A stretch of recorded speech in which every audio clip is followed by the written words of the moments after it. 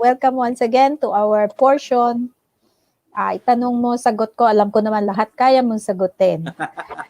Tingnan natin So, po. ito yung one of the questions from our audience. Sabi nila, what is the required input of water in a day? Tapos, does that include soup and juice? Actually, Tita Betz, when you talk about how much is the intake of water, we usually require them 1.5 liters to 2 liters, okay? Now, it can go to 2.5 depending on the need if you are dehydrated, okay? So, it is how the body requires you to have the water that is needed, because you have to know that basically 60% of the water of the body is needed for cellular level functioning, and the rest will be distributed to other systems, the skin, the digestive system, and the kidney. You have to note that the kidney is needed, water is needed by the kidney in order to do its function of filtration. That's number one function of the kidney, which is filtration. Okay, with regards to your question of whether soup and other water-related food stuff or even drink, okay, they are liquid, but we don't measure them. We don't measure them with regards to the amount of water that is required, because if you think about it, this liquid form of food has already been processed, and there are other elements that are combined with it, no?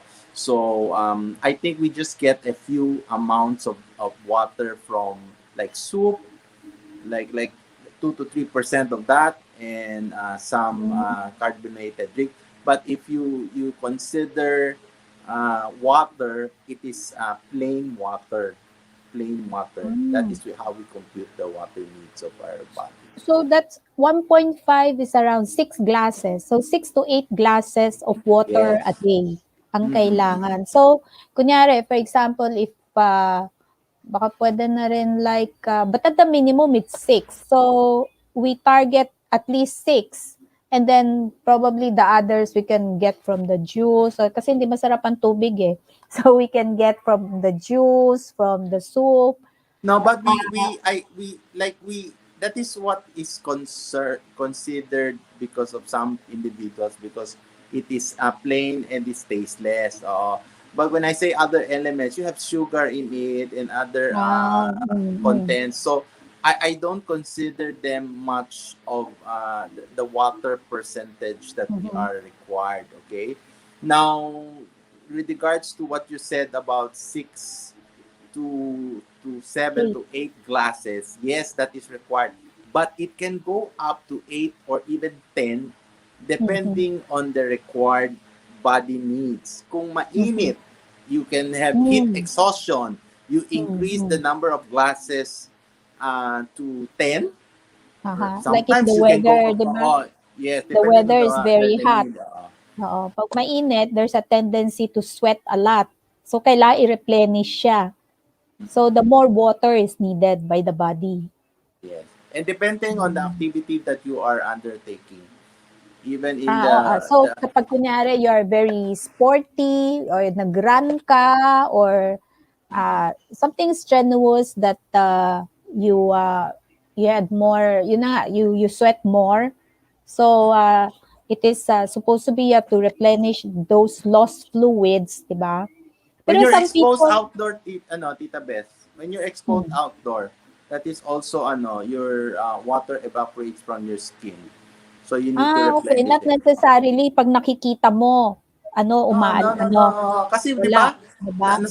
Kunyari nakatayo ka lang, mainit, nag-aantay ng transportation, mainit, wala kang umbrella. So you expire water that you do not need to sweat on it. So nag-evaporate ang tubig. So not necessarily pag pinawisan ka, tsaka na nawawala yung water content ng body, no?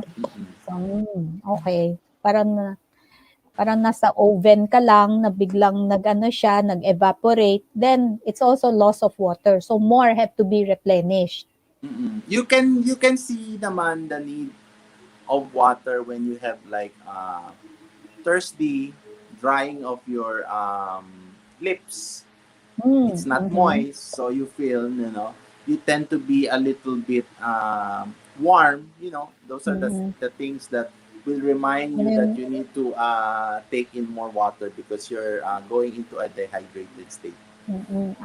Or dry ang throat, 'di ba? Medyo, yan. So Yes. that means you have to take more water. Pero, so, the amount of water that you take in should also be the same as that's your output amount, or it's lesser. Depending on the system requirement. Okay? Mhm. Like, it doesn't mean that you take in 1.5 liters to 2 liters, everything Mhm. will come out the same. So either Mm. 1/4 na lang matitira or even 1/2 lalabas yan, no? Mhm. Depends yan how you need it. Because the warmer the climate and you are on need of water, more i-absorb. More it's Mhm. absorbed by the body and less is urinated outside or sweat, no? Mm. Kunyari, Mhm. Mm. ilalabas mo.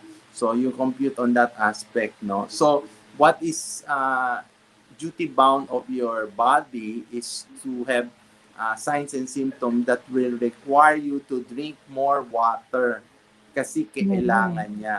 Now, Mm. for some cases, di ba, minsan hindi ka naman dehydrated, you don't feel thirsty. So your body doesn't really need that. So Mm. once you drink a lot of water, it doesn't mean that you don't need to drink a lot of water. So when you drink a lot of water, more is taken out because hindi mo lang kailangan because situations outside the body doesn't require you. Kasi siguro, malamig naman, Mm. nasa aircon condition ka, hindi ka naman Mm. nade-dehydrate, so iihi ka ng iihi. Diba? Kaya nga minsan sasabi ng Mm. mga ibang pasyente, Doc, ihi ako ng ihi. Nasaan ka bang area? Nasa kwarto, nasa aircon, nakatapat ako. So, ihi ka ng ihi because of that. Mm. Pero Dok, paano naman yung iba? Parang sabi nila, o nasobrahan ba yon sa tubig na minamanas? Di ba yung pagmanas yun on the foot when you make pisil, pindot, hindi na siya bumabalik, di ba? It's a very good hemostatic effect of your body, Mm. extracellularly and intracellularly. No, manas kasi comes out extracellular. Ibig sabihin sa labas ng cell. Ibig sabihin yun na yung sinasabi mo ni Tita Betz, yung nakakapa mo yung parang napipindot mo. Mm. Because there is overwhelming of water and on top of a very strong salt content, masyadong concentrated. So, maaring Mm. nag-a-attract yung katawan mo ng a lot of water, hindi nila linalabas, then you become bloated or anasarcus, you call that. Yung pati katawan Mm. mo, laki-laki, pati yung mga extremities mo namamana because pag tiningnan mo, those are mataas ang salt content, salt Mm. content, Mm. and you continuously drink water, hindi na lumalabas because ma-concentrated siya. Hypertonic yan tawag. So you tend to Mm. have like stagnation of the water, kaya ka Mm. nagkakaroon ng edema. That is why patients who have cardiac problems, patients who have vascular problems, they are required not to drink a lot of water. There is a certain amount of water required by Mm. their physician. Kung hindi, lalo silang mamamanas or may mga kidney problems. Mm. So, is being manas, ano tawag sa English ng manas? Edema. Edema. Edema. So, is having edema a sign of a kidney problem? It could be kidney problem, heart problem, or vascular problem. Tatlo lang yan. So those are the three more or less, no? So we Yes. should be careful. Okay. Kasi I always think of it as a kidney problem kasi. Ayan. So thank you very much, Doc Joseph. Thank you, Tita Betz. And for the questions of our viewers. Ayan. So mga viewers, sige lang po, magpadala kayo ng questions dahil tanong nyo, sagot ko. De, sagot ni Doc Joseph.